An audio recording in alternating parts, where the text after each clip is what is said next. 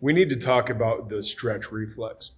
And let's start with something just kind of nerdy and in the weeds and get this off the table. I've actually heard people try to refer to the Golgi tendon reflex as the stretch reflex, and it's not. It's actually like the inverse of it. The Golgi tendon reflex causes muscles to relax when there's too much tension. The myotatic reflex, the stretch reflex, is actually when a fairly extreme and rapid stretch happens within the tissues, specifically muscles and tendons, and the nervous system literally forcefully causes a muscle contraction to stop a stretch that could end up causing a tear or a complete avulsion of the tissue. And it's cool to know, but there's a reason for it, right? It's not just there's a piece of nerdy knowledge. It's actually something that we can use in the martial arts. It's something that we can utilize quite well. In fact, at least the way that I train it and teach it, we have the stretch reflex built into Wing Chun. Now, I would wager that if I was to sit down and analyze other styles, forms, or practices, you would see it there as well. But we kind of almost specifically have it built into Wing Chun, specifically in Chum Q, but you can find it in multiple places. And to get into that, let's take a brief tangent to another lineage. Now, look, I don't like to play the lineage wars, and all of them have reasons for doing things the way they do them, and provided they are training in functional ways that lead to realistic scenarios being like the end goal and everything, regularly sparring, not just playing chi sao, things like that. I don't have any qualms, right? As long as you have a reason for what you're doing and you're doing it on purpose and you're getting reliable results, I'm not going to complain too hard. It might not be my preference, but preference is a part of this too. So anyway, and pardon my lack of Cantonese, but the Wan Kem Long lineage, right? They had that whole, and do they go by practical Wing Chun? It's hard to keep all of these lineages straight. But they have some of the most divergent forms, and WKL himself has very much stated why he has made the changes that he has made, and he has reasons for it. And in one case, they were talking about how when they do Tan Sao, they like to rotate. I mean, they like to really over-rotate the Tan Sao. Now, look, rotation is important in what we do, especially as soon as you are playing Chi Sao. This is, again, much like bind play in sword fighting. The way that you rotate the interfacing surfaces dictates a lot of the potential for how something moves, deflects, binds, etc. And that's a lot of nuance that you just don't expect people to pick up early on, but will come over time. However, he made this explanation in an article, I want to say, might have been in Wing Chun Illustrated, might have been just an online article. And he was talking about how the reason that they over-rotate, they're trying to get this extra stretch in because the extra stretch is somehow going to lead to more power. Now, that's just not true, and it's honestly just a misunderstanding of the stretch reflex. Now, I will say this, we talked about this in our stretching video, stretching itself, and there's even been, since then, there's been some more interesting evidence on this. Stretching does seem to have a pro-hypertrophy benefit and potentially even a pro-strength benefit, since strength and hypertrophy are somewhat linked. So it's not nothing, right? You're not going to replace your resistance training with stretching by any stretch of the imagination. Yogis who stretch all the time are not very strong at all. But it's not to say that it doesn't produce some benefit, because it does. But that's not what he's talking about. He's talking about producing power. And the way that we utilize the stretch reflex in Wing Chun is much more of an impulse. Electrical, not physics, right? Physics impulse is different.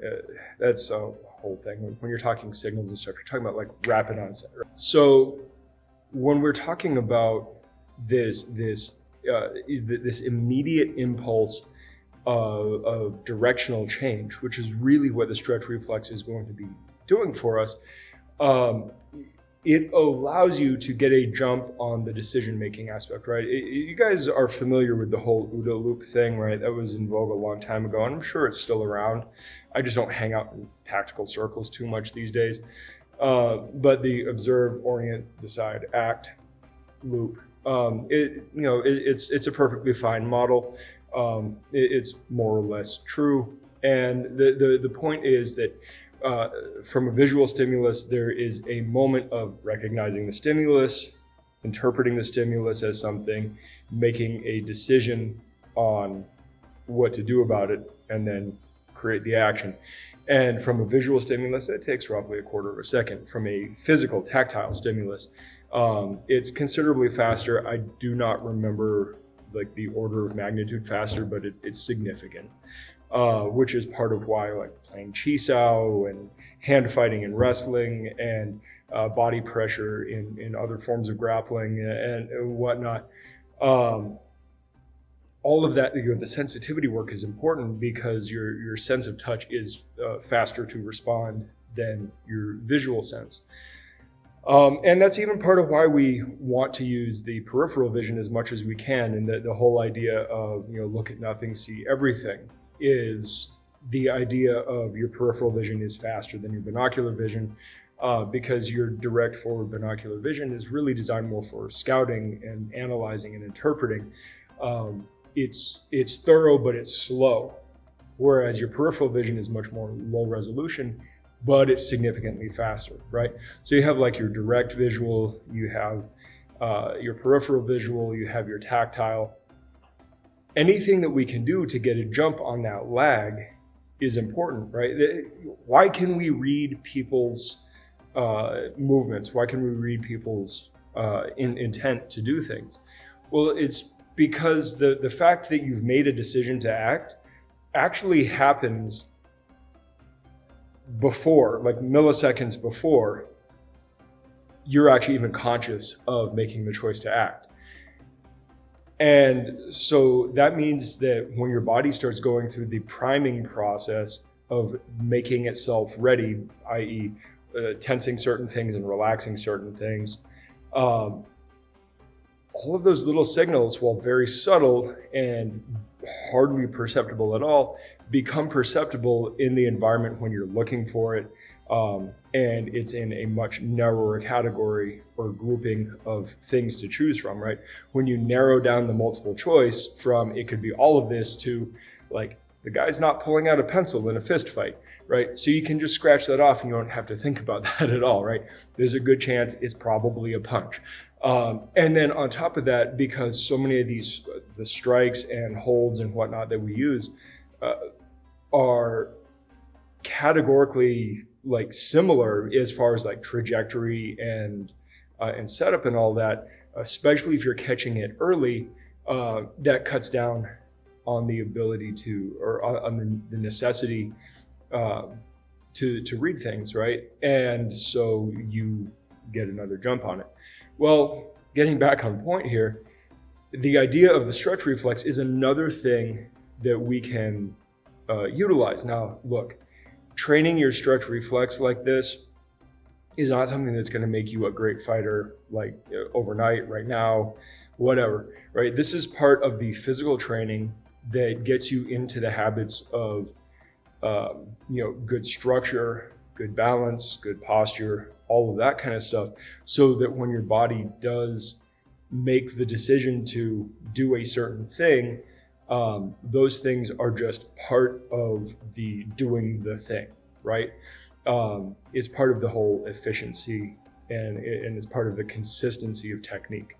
All of that is built in so that like when your body says throw a punch, it starts with, how you're grounded to, where your weight is to how you shift things, to how you throw your arm, when you throw your arm, and all of that stuff. So there's a long list of things that your body will go through in those priming movements and in the sequencing of events. So building this stuff in at the baseline, like, this is not stuff that we necessarily do on day one because it's just too nuanced, too deep down, right? We have to work on the gross motor patterns first before we can get into these refinements. And yet it's still important to get, and it's oftentimes this nuanced stuff is the stuff that makes the difference between an advanced student and an intermediate student, much less a beginner. Is having that stuff built in, so when your brain and your body makes the decision to do a technique, all of these other things go with it, right? So it's like you create this train or chain of things that all kind of go along with that one idea, right? You take a whole bundle of components and you actually assemble them into the technique is all of this, not just this one thing. So when we're using the stretch reflex, the big benefit is the fact that it allows you to rapidly change direction based on the fact that you have, for lack of a better term, overstretched your position, and your body is naturally going to start pulling you away from that. And if you can get used to the feeling of being pulled away from the ending point of your last technique and springboard off of that, because that's new momentum that you can piggyback on, right? Because momentum is additive. You know, if you have something that is moving and then something from that moving thing is jumping off of it, it is, at least temporarily until it, slows down, catches up, whatever, going to be going faster. And so when you do this additive momentum can be really, really useful to, either change position in space, i.e., footwork and body positioning. It can be useful for, catching a follow-up after completing a technique, either successful or failed. The uses are there. So, like I said, right, we have this kind of built into Wing Chun, and I think this is kind of a really cool thing. And again, look, if you're brand new to Wing Chun, or if you're just dabbling in Wing Chun, this may be something that you want to hold off on for a little while, just because it's a little too in the weeds for the upfront stuff. However, if you've been around doing martial arts for a long time and you kind of have your baseline platform of how you do things, start incorporating some of these ideas in. So I'm going to back up just a little bit and just give you a slight example. So when we do Chum Q, let's just forget about the normal stance, right? But when we do Chum Q and we come out here from our initial jump, I know different lineages do different things here. Ours is jump, right? When I turn and I have this double elbow or block and elbow, depending on how you want to interpret it, when I have this double lansao and I turn, my hips stop kind of 45 degrees-ish. Does not have to be a perfect 45. Sometimes you stop 30 degrees. Sometimes you go a little past 45. The idea, though, is you stop on the corner, but while my hips stop here, my shoulders continue to rotate above as follow-through. And a lot of times when people teach this, they just teach it as the follow-through, right? The full follow-through of the elbow, right? Maybe your opponent moved over here. Maybe you're grabbing your opponent, throwing an elbow, and you're just kind of like putting the technique here, but we know we need penetration, so we have follow-through that goes through the full penetration line, which goes all the way over here. That's fine, but that's surface level. At a more like physiological, anatomical level, we have a chance here to play with the stretch reflex in a couple of ways, which is really cool. So we talk about when we center our stance, the Yichi Kimyang Ma stance, when I bend my knees and set my spine and all of that, I should be kind of a whole foot or mid-foot balance. I shouldn't be heavy in my heels. I shouldn't be heavy in my toes. I shouldn't be heavy on the edges or the arches. hard to be heavy in the arches because they don't touch, but you know what I'm saying, right? Should be kind of whole foot or midfoot balance, the way we would talk about, lifting weights. However, when I make my shift, I don't necessarily keep that whole foot balance. Now, there are points where we definitely want that whole foot balance in a shifted position, in the seated stance. However, if I'm turning, if I'm using the action of turning, part of that is sinking the knee on the heavy leg, which is going to shove my weight forward and load my ankles and my calves, right? While the other side is fairly light and is just there for stability. When you do that, right, your ankle is going to more or less bottom out. I mean, unless you have just ridiculous ankle flexibility, your ankle is going to bottom out.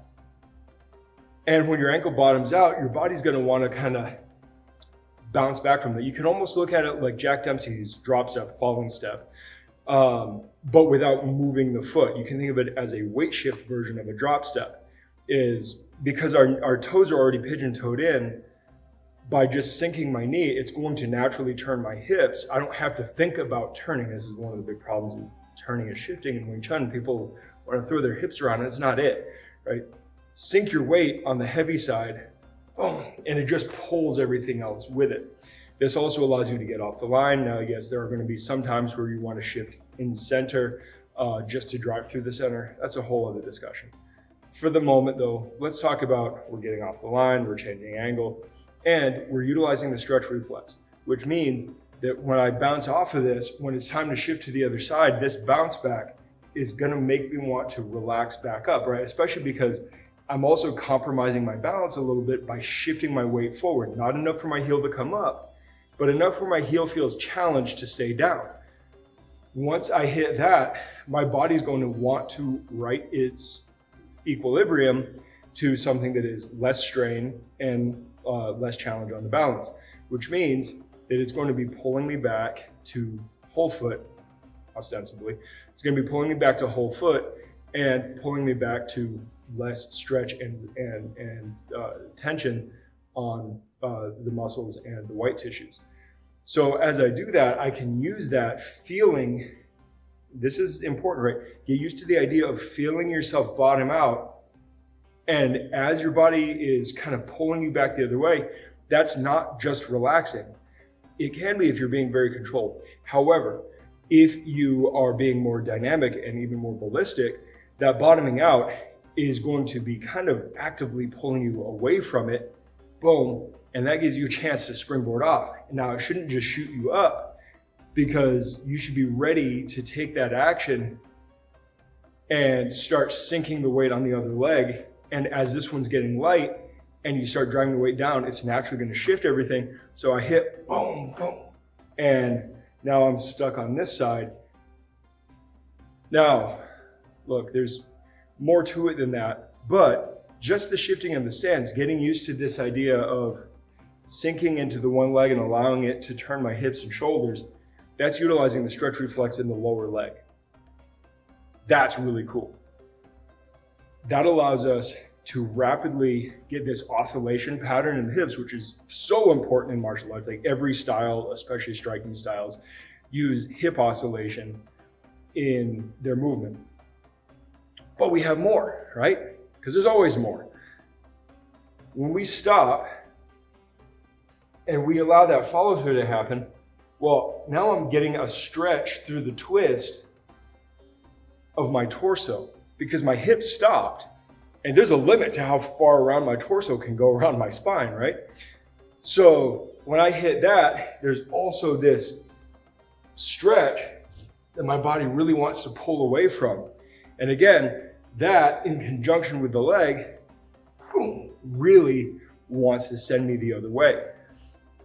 This means that you can get this nice 180-degree rotation capacity out of basic stance and basic structure. And that gives you so much to play with. Now, look, part of the thing that we do in Wing Chun is this kind of like full range of motion, so that, if you can do the full range, doing less range is not such a big deal, right? So we want to make sure that we're not saying you always have to do 180 degrees, right? Or the biggest full range of everything, right? A lot of what we do is in very compressed space. The point is to have that range so that when you need to go shorter, it's not a strain, right? If you can only kick the knee, and kicking above the knee is a strain, man, you're going to have a tough time utilizing many kicks at all. However, if you can kick the belly, you're going to have a lot easier time doing the full range of lower body kicks. If you can kick the face, you're going to have a fairly easy time kicking everything. If you can kick over the head, basically the sky's the limit and you can do whatever you want, right? Now there's a limit to flexibility, and that's a whole other topic. But the point we have here is the fact that the stretch reflex isn't just some cool anatomical quirk. It's actually something that we can make massive use of in our training. And yeah, that's one of the things that we probably want to save for the intermediate student who's kind of got the fundamentals down and needs to start working on those deeper things, or even the advanced student who's kind of developed his own game but needs that extra edge. So, it's not something that you're going to give to a guy who's in his first 6 months, right? It's not something you're going to give to a guy possibly even in his first year. I mean, look, I'm not saying withhold the information. That's not what I'm saying at all. I'm not about that. But what I'm saying is, as far as things to focus on, that's not the thing that's going to get the guy who can barely throw a jab to being a knockout fighter. It's just not the thing that's going to do that. You need to get him into the gross patterns and the big strategies, all the common stuff, so he can be aware of the traps and be aware of kind of the common ground benefits, the baseline stuff, right? That stuff, first 6 months, man, just do fundamental work. If you do forms, right? But keep it in the surface level, the fundamentals, the movement competency, because that's what people need. Now, look, if somebody joins and they're new to your system, but they're not new to martial arts and they've got high level movement competency, you can throw that at them, right? Because you have to have that discernment, right? Because it's not about rank, it's about overall physical ability and mental capacity to make use of that kind of stuff. Anyway, I have rambled on quite a long time on this. This video was supposed to be short, but it's me. So I'm going to cut it off there. But yeah, play with the stretch reflex. If you've been around for a while, play with the stretch reflex. Feel how your ranges of motion kind of bottom out and how they want to pull back away from that. Don't allow them to just relax, right? Like, be ballistic about it and let it feel how it pulls away, and then try to piggyback off that into something else. And you know what? I just realized that I didn't quite finish the thought on Wan Kam Lung.